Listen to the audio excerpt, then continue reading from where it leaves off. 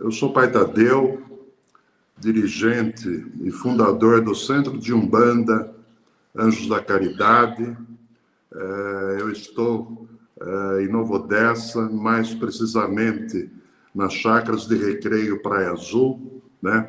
Onde a gente tem 10 mil metros de terreno, onde ali eu tenho a nossa mata, eu tenho a nossa estrutura, a nossa comunidade, e fazemos Umbanda de paz, Umbanda de caridade, né? E o nosso lema é justamente fazer o socorro espiritual sem olhar quem, né? Na Umbanda, a caridade para nós é emergência. Então, fico feliz desse dia, dessa hora, a gente poder estar reunindo, né, lideranças para a gente poder conversar um pouco, né, sobre o que vem acontecendo em nosso momento, né, que já é uma coisa estruturada e que a gente tem que, de alguma forma, combater com palavras, com sabedoria, né, nesse momento.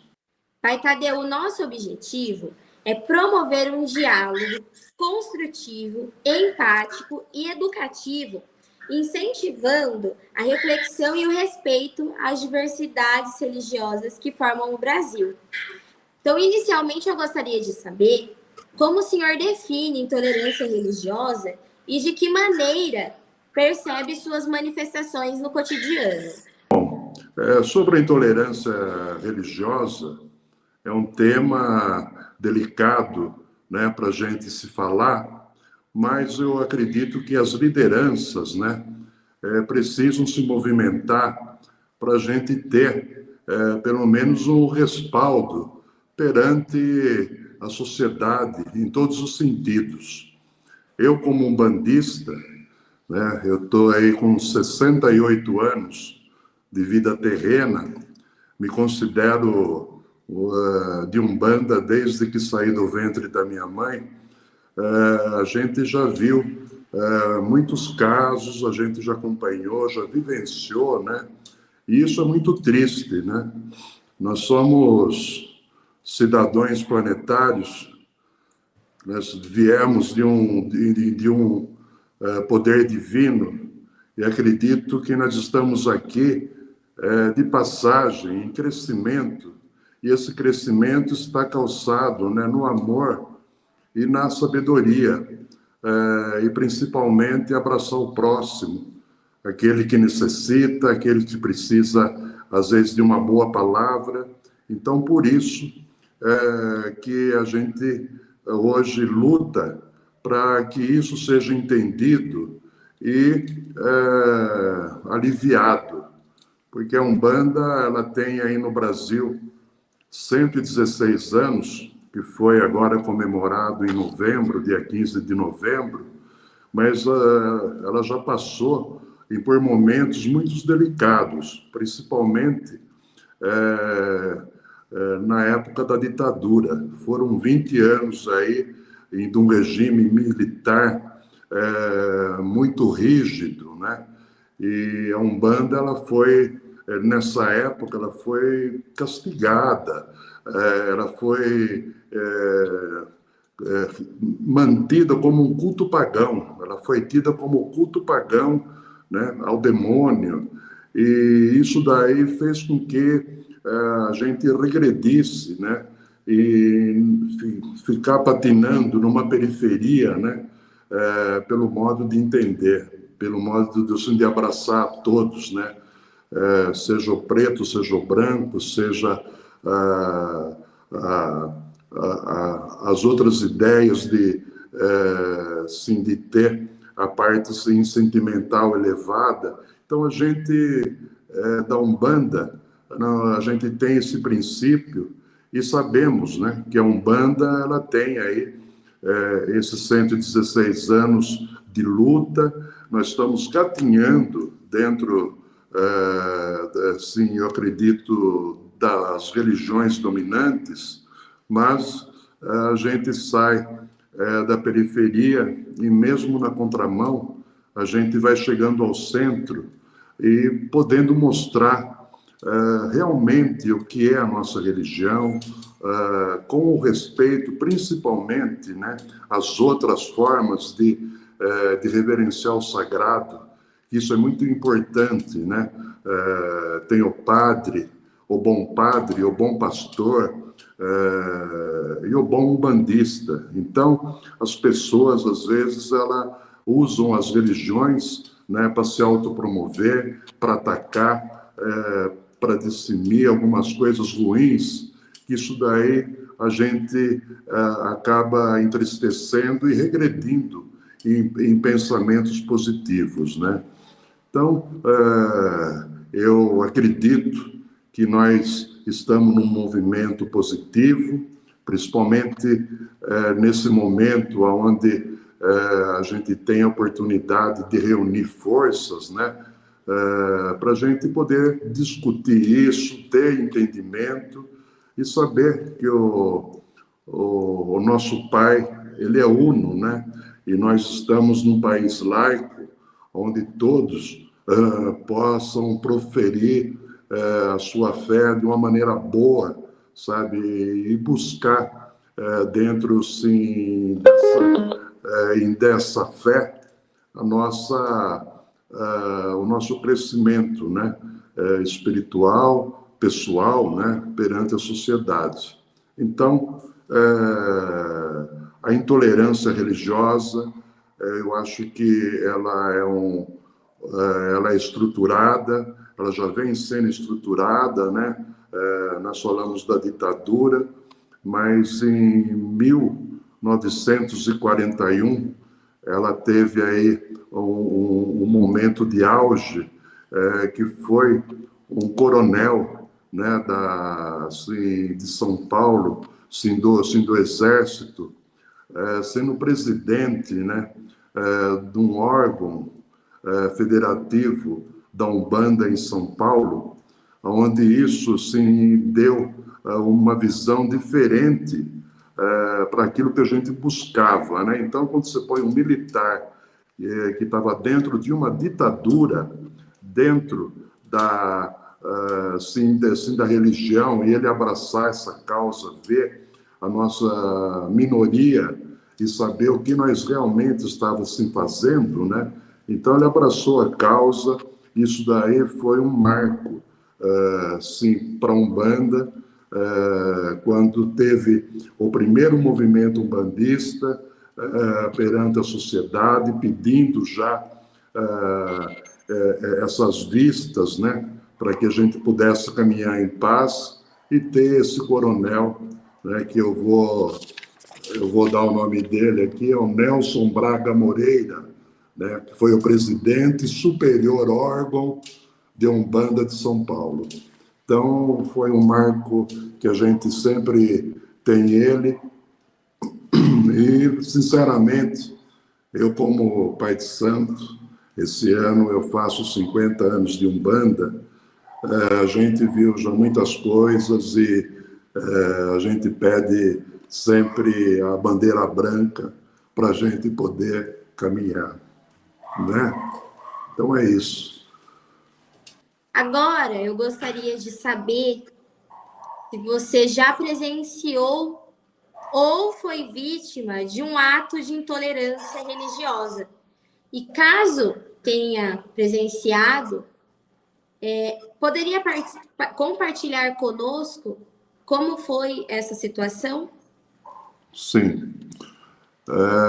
Bom, nesses 50 anos de Umbanda, né, eu presenciei muitas coisas de intolerância de várias formas, né, em público, pessoalmente, mas uma que marcou para mim, foi nos anos 90, foi quando eu fui até Piracicaba um dia durante o almoço, visitar a minha mãe de santo, que era uma preta maravilhosa que exalava alfazema, vó de cobra coral. E ela, era aniversário dela, eu fui até a casa dela, dar um abraço nela e convidei ela para ir almoçar junto comigo. E ela ficou toda contente, tomou um banho, pôs uma bata bonita, pôs um turbante na cabeça, né, toda cheirosa, e eu levei ela lá em Piracicaba, no Beira-Rio. E chegando lá, realmente tinha bastante gente, a gente foi para a sala de espera, mas quando nós chegamos na sala assim, de espera, eu já notei que depois eu fiquei sabendo era o gerente, né? Ele no meio do salão, olhando assim fixamente para minha mãe. Então, dentro desse cenário, eu já senti a intolerância, mas não parou aí, né? E quando ele viu, ele chegou até a mim, principalmente, né? E pediu o que eu queria ali dentro. O que você precisa? Eu falei, eu preciso de 2 lugares, né? Que nós vamos almoçar. Ele falou, olha, a gente já está tudo lotado, a gente não tem vaga e então a gente não vai poder oferecer isso para você.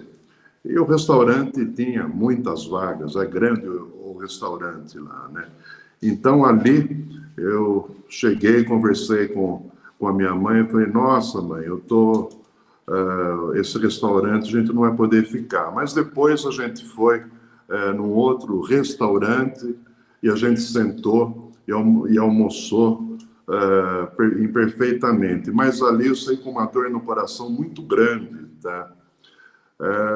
Um outro fato também foi na pandemia.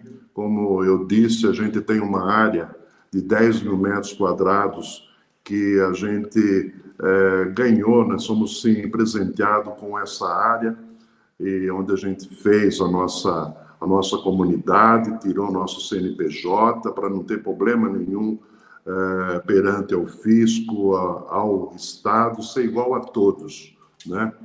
E na pandemia a gente ficou afastado um pouco da casa, né? Ficou retirado. E quando a gente veio voltando da pandemia, a gente se deu conta, a gente tinha um oratório, né? Tem esse oratório dentro da nossa mata, um oratório muito bonito, onde a gente retirou uma imagem do caboclo Cobra Coral, o qual eu trago a guia dele, né? Vermelha, branca e preta. Tinha uma imagem de 2 metros nesse oratório, e na pandemia, quando a gente subiu lá, ela estava destruída. Eles picaram ela de ponta a ponta. Entrou pessoas lá dentro, eu não posso apontar quem foi. A gente fez o boletim de ocorrência, meu amigo delegado fez o boletim, mas como a gente não tinha o que fazer, né? Então ficou no vazio. Mas o guia espiritual apontou quem foi e estava perto ali. Mas como era um guia espiritual, como que eu vou explicar para o juiz como o guia espiritual apontou aquela pessoa que fez aquela barbárie, sabe? Eu simplesmente, eu cheguei até aquela pessoa, eu não me aguentei, sabe? Porque era uma imagem de 70 anos, uma imagem que ficou dentro assim, de um lugar sagrado, e que quantas pessoas chegaram na frente daquela imagem e se joelharam perante a sua fé e pediram clamor, pediram a cura, né? Eu cheguei até essa pessoa e falei para ela se ela sabia quem tinha quebrado a imagem nossa. Ela ficou toda desesperada e falou que não, que ali entrava sempre assim, pessoas mesmo, porque ela era praticamente, estava ali junto, né? Agora, há 3 meses, eu recebi, através do WhatsApp, uma ameaça pesada, sabe? Que eu estava fazendo coisa ruim para determinadas pessoas, para determinadas assim, famílias, e que ele estava sabendo que eu estava fazendo isso, que ele queria acertar as contas comigo, e me ameaçou, ameaça de morte, inclusive, né? Então, eu peguei todo esse conteúdo, levei até o meu advogado, nós fomos até a delegacia, foi feito um BO, o Ministério Público acatou, através de tudo que ele escreveu, né, dessa intolerância que ele jogou para cima de mim, e ele vai ser agora intimado, e eu recebi uma proteção, eu pedi uma proteção cautelar, o Ministério Público me deu, para que, sabe, essa pessoa não chegue perto de mim. Ele foi intimado, ele já recebeu a intimação dele também sobre isso, então nós temos que agir, sabe, mas é uma coisa ainda que está presente, está bem presente. As pessoas, às vezes, pelo olhar, você sente a discriminação, isso quando não é assim pela ação, né? Então, é sentimento, pensamento, tudo bem, mas quando chega na ação de ir lá e quebrar a fé assim, do outro, oh, meu Deus, isso não pode mais acontecer. Nós estamos num país laico, a gente não pode mais participar disso. Então, a gente queria se abraçar, simplesmente isso. A Umbanda, ela tem 116 anos, ela é brasileira, genuinamente sim brasileira, é a única religião com o fenômeno da incorporação, já comprovado diversas vezes pela USP, pela PUC, pela Unicamp. Eu estive presente em palestras, né, com cientistas, com médicos. Então, ela está aí como um SUS do pobre que não tem, às vezes, a capacidade financeira para pagar um hospital ou coisa parecida. Então, eles chegam até nós pedindo esse socorro. E o guia espiritual, simplesmente, ele vai dar o socorro para ele através de uma palavra e também através de uma erva, de um chá, de um banho, de uma coisa boa para ele, né, para que ele possa seguir. Quantas coisas boas a gente fez e teve e presenciou a pessoa indo lá na nossa casa agradecer. Então, isso é que fortalece a gente perante a intolerância. A gente saber o caminho que nós estamos percorrendo, né? E dentro desse caminho ter a certeza que nós estamos fazendo o bem, nós estamos se fazendo o mal. O diabo, o demônio, eu acredito que está na cabeça de quem está se formalizando. A Umbanda não tem diabo, não tem demônio, tá? A Umbanda, ela tem um guardião que é reverenciado assim como o Exu, e para nós ele é um guardião da igreja, do fórum, do cemitério, tá? Dos palácios, e também aquele que dá o caminho nosso aqui nesse chão da terra, né? Então, a gente tem a nossa vibração, a nossa fé, e a gente está bem alegre e contido com tudo isso. Nós não temos o livro preto, o livro preto nosso é simplesmente a vivência dentro do lugar sagrado, onde ali os guias dão, os mentores espirituais trazem as boas palavras, dá o caminho, você não faça isso, você vai lá e dá o abraço. Esse é o caminho, sabe? Não ir lá, nós vamos destruir, nós vamos fazer a macumba, sabe? Não tem, sim, macumba, sabe? A macumba está na mente e no coração de quem seja. É só você desejar alguém as coisas ruins, que você pode ter certeza que ali é a própria magia, né? Da mente e do coração, né, minha amiga? Então, seria isso. Tem tanta coisa, dá para você falar a vida toda sobre isso, né? Mas a gente vai pegando alguns pontos mais fortes aí para a gente poder entender. Tá bom? Pai Tadeu, como sacerdote no templo, centros de Umbanda, Anjos da Caridade, qual mensagem o senhor deixa aqui para os que estão nos acompanhando? Sim. Olha, como dirigente, né,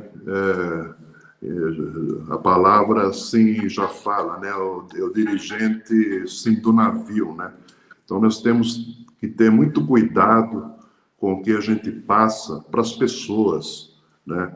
Então esse é o primeiro sim remédio que eu sempre peço a todos, né. Se não tem uma boa palavra, fica quieto, sabe? Então a gente preza muito pelo outro e principalmente para quem vai estar do nosso lado, sim, para ajudar nessa missão.